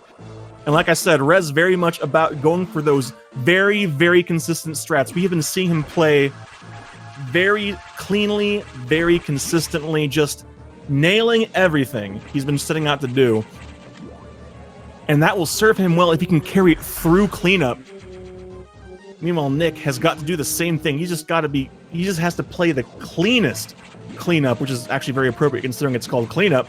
He can in order to have any hope of gaining back time before the Sax fight. Also, I'm trying desperately to find the tab that lets me switch game audio back to Rez here. There we go. And with that, Rez into Sector 3. Plenty to do here, although not quite as treacherous as Sector 1, I would say.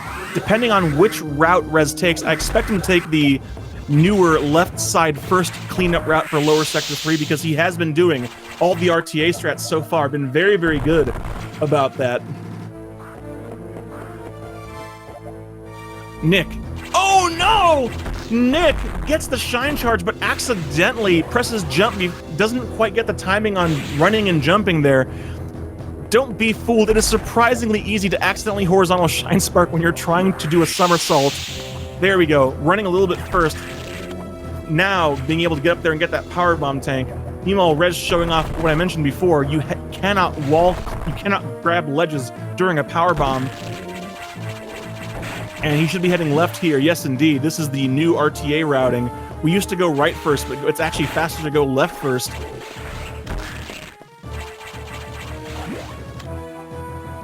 These items, unfortunately, being pretty out of the way, but we certainly cannot get them without the gravity suit. So we gotta get them now. One of the things I do love about 100% versus any percent is how much more use we get out of diffusion missiles.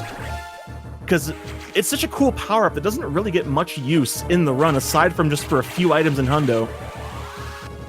It's a power-up that, if the rumored fusion-adjacent game comes out, I hope we get to see more cool stuff with the fusion missiles, because it was a cool power-up. It absolutely is. Was, is, continues to be, as I hope, at least. Alright, with left side of Sector 3 cleanup done, under the left side of the bottom of Sector 3 cleanup done. I need to figure out a better way of describing that. Rez is working on the bottom right side here, while Nick is grabbing a couple of items in Sector 1. I'm curious to see if he opts to go for the Space Boost or the Shine Spark to get across the one heated room. Meanwhile, Rez doing a very long vertical Shine Spark here. A lot of folks haven't seen this room, especially if they haven't 100% of this game, but yep, here it is. Nick opting to go for that Shine Spark, get this missile tank, bonk the wall, then wall jump up. Nice and smooth, no problems. Just has 2 more things to grab, and he's done with Sector 1 and heading into Sector 3. Unfortunately for him, Rez is about finished with Sector 3, just has 2 more things to grab. And he's on his way to Sector 5.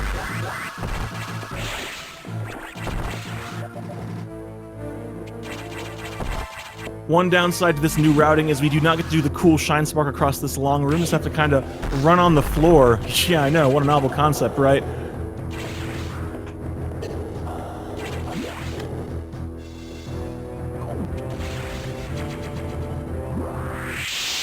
Taking full advantage of text boxes to make sure that you can blow up the power bomb while you're waiting. And not Nick entering Sector 3, Rez about to leave, but Rez does have to remember to grab the one final item hiding right here, and he absolutely does. Friends, always remember to grab the power bomb tank when exiting Sector 3. That's an easy one to miss, and we hate to see it happen.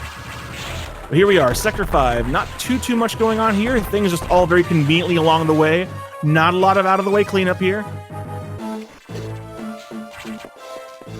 Nick grabbing those first couple of tanks there in Sector 3. Heading on down to lower Sector 3 now. I'll be curious to see if he also goes for the RTA strats. I expect him to, considering he's also been going for the jumping through the doors. Here we go. Very, very clean bomb jump there. Once again, taking advantage of the fact that you cannot... Well, more like offsetting the fact that you cannot grab ledges during power bombs, using bomb jumps to save that time. And he should be going left here, and oh, Nick, surprising me, actually going for the classic in-game time method of doing right side cleanup first. So we get to see a little bit of variety in our race, and I like variety. Y'all like variety, don't you? But now Reseren just has to grab this one last missile tank, and he's on his way to Sector 6. And for those of you who've been with our tournaments since the start, you all know about Sector 6. For those of you who haven't, let me fill you in. Sector 6 is the final challenge. Sector 6 is the last big hurdle to a PB. Sector 6 is the hardest part of cleanup. There are a lot of difficult things, bits of movement you have to do. If you want to do it fast, and missing any of them will set you back by many, many seconds. Rez opting to not go for the space boost, the fastest strat, but going for a high Shine Spark, more consistent and the second fastest. Has to grab this power bomb tank, now has to carry speed boost through some floor blocks. Just some very carefully timed jumps and getting it. But he is far from done. Nick getting to do a horizontal Shine Spark here, not quite carrying it all the way, but still. Just gonna clean up the bottom here, then he gets to do the stretchy climb one more time, while Rez gets to go down and grab one power bomb tank, just chilling near where the I keep wanting to say forbidden sector, but it's not really forbidden, it's just kind of gone. So near the not restricted anymore sector. But he's got to be careful though. This is one where we want to jump through the blocks instead of Shine Sparking, because if you Shine Spark up, you get trapped back in Sector 1, and we don't got time for that. Rez certainly doesn't. So Nick, climbing up here, screw attacking and freezing the stretchies, making good use of the ladders to save on the time you take from having to wait for the space jump to cooperate, because it's not very cooperative. Now he just has to finish up Sector 3 while Rez is on his way to one of the worst items of cleanup, the worst power bomb tank in the game.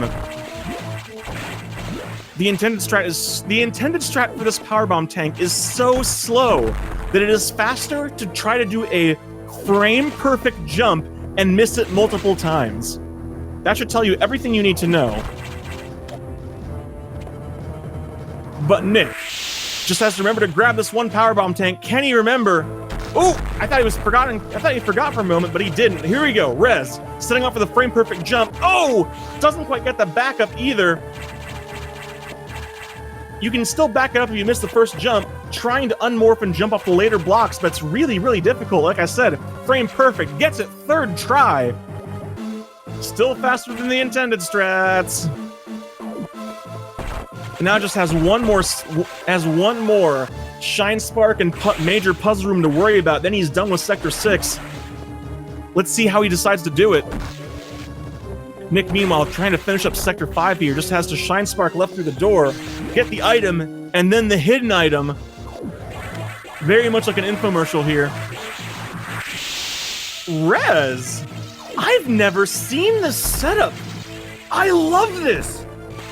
Normally, the fastest way to get through that is with a space boost. Shine Spark normally makes you bonk the door, but Rez, being incredibly clever and using a powerbomb to open the door, giving him the consistency of a Shine Spark with the speed of the space boost.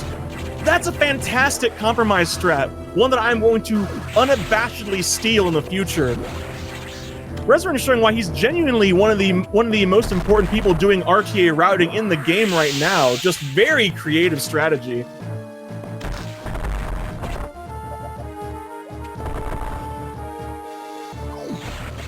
But with that, he just has to leave Sector 6. Rez is done with the dreaded Sector 6 cleanup. He's not done with cleanup, though. He still has to deal with Sector 2, which is a challenging sector in and of itself. But he can breathe easy, because Sector 6 is done. Now Nick is just beginning with it. Getting that powerbomb tank, no problem. Now just has to get the other one, hopefully getting his precise jumps. Rez getting a bit of a breather here. Sector 4 cleanup is essentially done. By which I mean it is completely done. He just has to basically drop through the floor. There we go, that was Sector 4. Nick, getting through that room just fine. He just has to get the powerbomb tank near the restricted area and then head on to the worst powerbomb tank, while Rez into Sector 2, the second hardest sector of cleanup, starting off with this room, which we affectionately, or I suppose deridingly, call Crumble City. You can't see it, but this entire room is made up of crumble blocks. We are at the mercy of the space jump cooperating, which is something you never ever want to be at the mercy of. But Rez thankfully has managed to whisper some sweet nothings into the space jump's ear, and it manages to cooperate just long enough to get through Crumble City without falling through. But he's not done yet. There are plenty of more puzzle rooms left in the sector, including a couple of particularly annoying ones. He has to just get to them first. Some very mundane cleaning up to do before then, though, which gives us enough time to see how Nick can tackle the worst powerbomb tank in the game. Just to work his way up to it. Hopefully he can get through it in a timely fashion, because nothing feels worse than seeing someone struggle on the worst powerbomb tank. It's just absolutely grotesque. The game wants you to freeze an enemy and use it as a stepping stone, but the enemies that it gives you to work with are so slow. The ouches and the rippers are just monstrously slow. So Nick, setting up for the worst powerbomb tank. Can he get it? Oh no, he dropped the powerbomb too low, has to drop a second one. But can he get the jump? Oh, doesn't get it first try. Goes for a second attempt. Oh, gets it! Saves it on the second attempt. Gaining back a little bit of time there. Rez, meanwhile, one of the more obnoxious puzzle rooms right there. He has to either freeze the rippers, which is slow, or attempt to respin and space jump in a one-tile gap, which he opts to do and gets. Neither of them is a good strat. I hate that room. Thankfully, a little bit of mundane cleanup before heading into the final puzzle room of the entire run. Nick also going for this strat. How did I not know about this? I feel like I've been sleeping on a fantastic time save in Sector 6 cleanup. Both Nick and Rez showing off some real 2020 fusion play. I'm stealing that. Like I make no bones of the fact that's really good, and I'm using it from now on. But Nick just has to grab one more thing here, and he's done with Sector 6, on his way to Sector 2. Rez, meanwhile, a couple rooms away from the final puzzle room.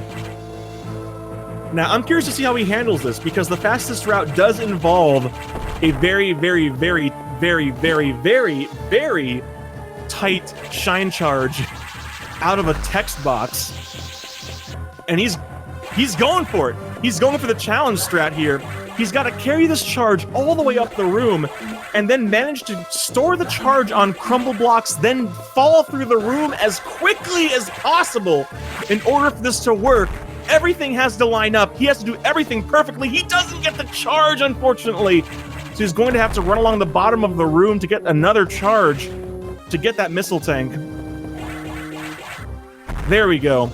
With that, Sector 2 cleanup is done. Rez is done with cleaning up the sectors. There's only one item left for him to be done with 100%, and it waits for him on the main deck near the final navigation room he'll be at. So while Rez is exiting Sector 2, Nick is entering Crumble City. Let's see how it goes for him. The space jump in this game is, managing to salvage it though. Space jump in this game is incredibly annoying. Oh gosh! Falling through again, but managing to pull himself out before the blocks reform. Nick making it to Crumble City first try.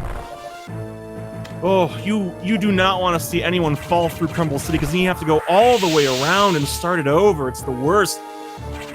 If only space jump were less terrible, but a man can dream.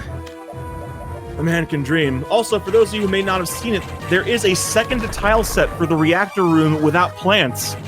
Like I said, the Fusion developers did a whole lot of extra stuff, just little touches to make this game that much better, and I appreciate every last one of them. Rez now 2 rooms away from the final powerbomb tank, the final item for 100%. While Nick heads on down to this middle sequence of puzzle rooms, including that terrible, terrible 1-block respin.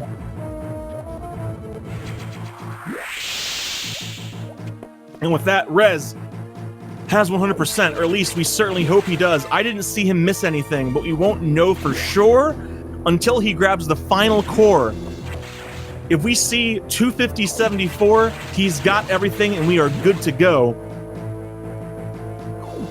Now Noxious Nick facing up. Oh god, I hate this room so much. He gets the respin, and there we go, second try.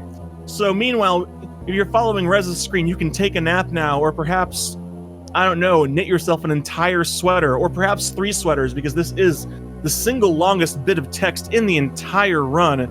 Dad decided his earlier lecture wasn't long enough, and now he's giving us the deluxe lecture with slides. Don't ask me why he has a slide projector in the magical space future, but he does. That's how much of a dad he is. Meanwhile, Nick, just finishing up Sector 2 cleanup. With that, all he has to do is that final room with the shine charges. Let's see if he can get through it quickly. He might even opt to go for that really, really tight crumble block shine charge. We'll see in a moment. But first, let's see how Rez handles the text. Because I didn't mention this before, but text mashing is very important in this game. You cannot just hold the button. You have to actually advance the box once it is full, and then hold the button down, press the button a sec additionally, and hold it down to advance the text as fast as possible. So basically, optimal text mashing is either mash inhumanly fast or have a really good feel for where the boxes end and advance them. Text mashing can and will lose you a lot of time in this game, and in a race, it makes a world of difference. All right, time for the sax fight. Rez wants to keep it frozen, because if the sax is frozen, you get damage per second with the wave beam, but it's very tight. It doesn't stay frozen for long, so he's going to be doing diagonal shots followed by very, very quick missiles. He gets it. That was an ideal first phase. He's got to get a second phase here. If he does it right, he'll jump straight into the second shot, get a 2-shot second phase. He gets it. Now he just has to get 6 missiles into the core. He can get triple doubles if he spaces them correctly. That one looked good. That one looked good. He gets the triple doubles, getting that perfect sax fight. Rez showing off why he's a top runner, having a flawless sax fight. And with that, he's done. Heading back to the ship, he's got to get off this rock as it heads for the planet, because he doesn't want to head for the planet. He's got places to go, things to see. And Nick, finishing off Sector 2 cleanup, gonna head off to deal with the text boss and then the sax as well.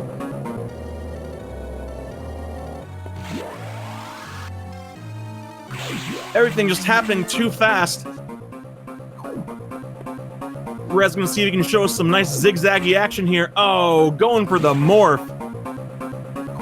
Not quite as swag, but certainly more consistent. And Rez has shown that his incredibly consistent play and great use of smart strats has really carried him through this race. Now going into the final rooms here. Does not get the low height shine spark, but still carries him through the ruined corridor into the final room where the Omega waits. Everything in this game just screams really loudly. I don't know what the deal with that is, but Nick grabbing the final power bomb tank. Now, Rez is not out of the blue yet. He still has to get 100%. So once this core becomes grabbable, if we see 250, 74, then he is set. He's got 100%. And he's in the clear. Here we go. And we're good. Reseren is confirmed 100%. Setting up for the fast vertical strat. And the Omega is done. Rez moments away from being finished. As soon as the ship picks him up and he faces the screen, he loses control. And that will be time. And that is time. Reseren is our winner here today with an official SRL time of 1 hour, 40 minutes, and 46 seconds. Good game to Reseren. I'm going to send him a DM here, see if he wants to come in and have a chat with us. Not all runners do, but we'll see if he does. Meanwhile, Nick, squaring off against the text boss here. A lot of people will joke, by which I mean I make this joke a lot, that certain things are the true final boss, but genuinely, text is one of the final bosses of this game. You can gain or lose so many seconds, maybe even minutes, on the strength and cleanliness of your mashing. But Nick, thankfully, is done with text. All he's got to do is go face off with the sax, finish it off, and get off this rock. Can he do it? I say he can. Well, like we said, he's got to keep the sax frozen. Otherwise, the beam will not do max damage. They'll just knock it back and do a single hit. So here we go. He's just got to keep the missile as close to the charge shot as possible, or the sax will break away. Taking a couple of extra shots compared to Rez, not quite getting the clean diagonal, but still, finishing it off without it breaking loose is the most important part. Now going for the two-shot final second phase, takes a third shot, but he finishes it before it moves again. Can he get the doubles? Ah, the missile tinked off. He can still get two more doubles, though. That missile tinked off. Can he get a double here? Oh, unfortunately, all three double attempts tinking off. Just not quite. Like I said, I cannot overstate how difficult diffusion doubles are. Rez made it look easy, but doubles, even against this core where we have a decent setup, is still very challenging. Nick, putting the sax away, saying, get out of here. It's time for me to make a really bad life choice and crash this station into a planet. There's a reason Samus doesn't have a driver's license. It's because this is what happens every time she gets behind the wheel. I'm of course being facetious. Samus is an excellent driver, as evidenced by all the times that she flies around and does not hit things. This is a very much intentional crash. I'm sure she has a perfectly functional driver's license.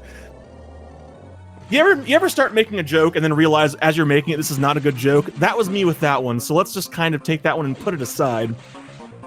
We're going to take that one and put it aside.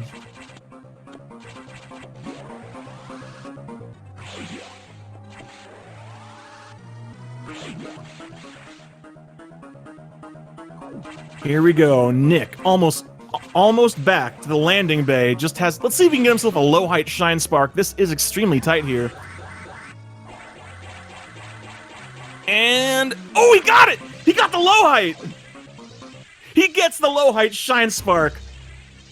That is a very, very tight shine spark to get. Nick finishing this off in the best way possible with the swag.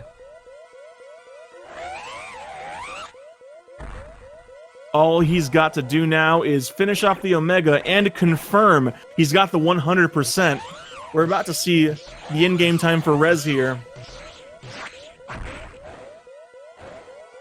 And 250.74, Nick also confirmed for 100%, going for the diagonal strat, not running out in time.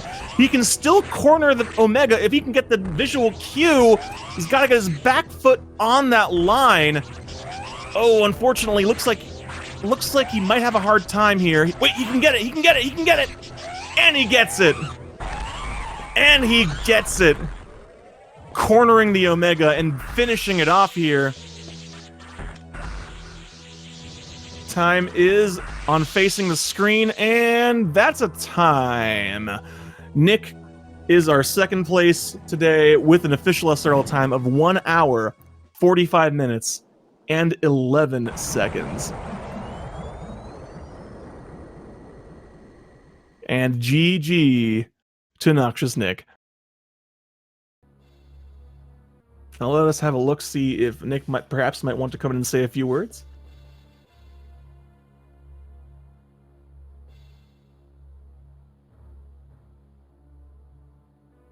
Otherwise, we'll just fill a little bit of time while we wait for Nick's end screen to pop up.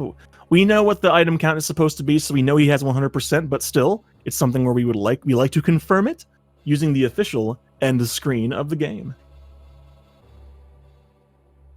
But with the results of this race, we now can take a look at the bracket and see how things advance.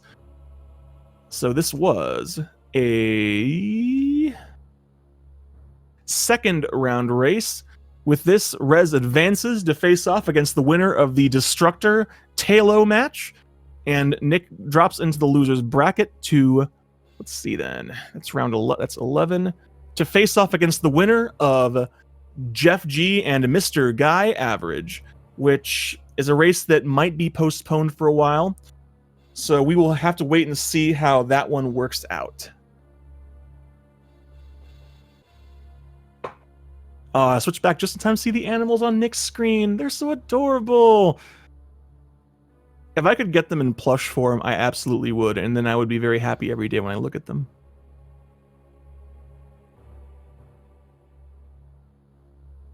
But don't worry, friends, just because this race is over does not mean we do not have more races. We, in fact, do have more races. On Wednesday at 3 p.m., we have the aforementioned Destructor versus Talo race. On Friday, we've got 2 races. We got a couple of whoppers, too. We have the legendary C. Scotty W versus Boxmeister, the person against whom I have a slight vendetta because I lost my last race to him. Cool dude, though. Don't worry. I'll be happy with either of them winning that one. And we also have Alfonso versus Hercules bench press. And if that's not enough for you, on Saturday at 11 a.m., we have Tupto versus Monkey. We've got some excellent races coming up this week, all the way throughout. Those are they have not been scheduled on a channel yet, but if you keep your eyes on the schedule right below the stream, you can see when they get assigned a channel. Speaking of the schedule, let's see what we got coming up on SpeedGaming tonight. In 20 minutes on this channel, the Link to the Past Rando tournament continues. Starting right about now, the Super Mario World No Cape No Star World tourney continues on SpeedGaming 1. We've also got some Final Fantasy Rando weeklies. We got some more Link to the Past Rando, and we also have the Kirby and the Amazing Mirror tournament. That's one that I actually had not realized was going on, so if you want to watch that one, make sure to watch on the big SG1 at 10 p.m. All sorts of real good stuff coming tonight, and more Fusion later on in the week for all your speedrunning hype needs. But other than that, it seems that Nick and Rez are not feeling chatty, and that's all right. So we're not going to be able to exchange some words with them, but that gives me more time to exchange words with all you. So first things first, if you haven't already done so, you give these runners a follow. They put on a great show for you, and they put on a great show whenever they stream, so you give them a follow. Second of all, thank you all so much for coming and watching this tournament. We have a lot of fun participating in it, obviously, but we also hope you have a lot of fun watching it, because it wouldn't be nearly as much fun without all y'all here. And we also want to give a special shout out and thank you to SpeedGaming, the staff of SpeedGaming, and Feasel, because without them, we wouldn't have this delightful platform on which to share the joys of Fusion speedrunning with all of you. So thank you to them as well. Otherwise, I do believe, there we go. Nick showing us his official screen, both of them having the big 100%, the name right there in the tournament at the top of the screen. So that's going to wrap it up for us. So once again, friends, thank you so much for watching. Make sure to come back and watch more of the Metroid Fusion Hundo tournament as it continues. I've been Crunchy Lex, and have yourselves a good night.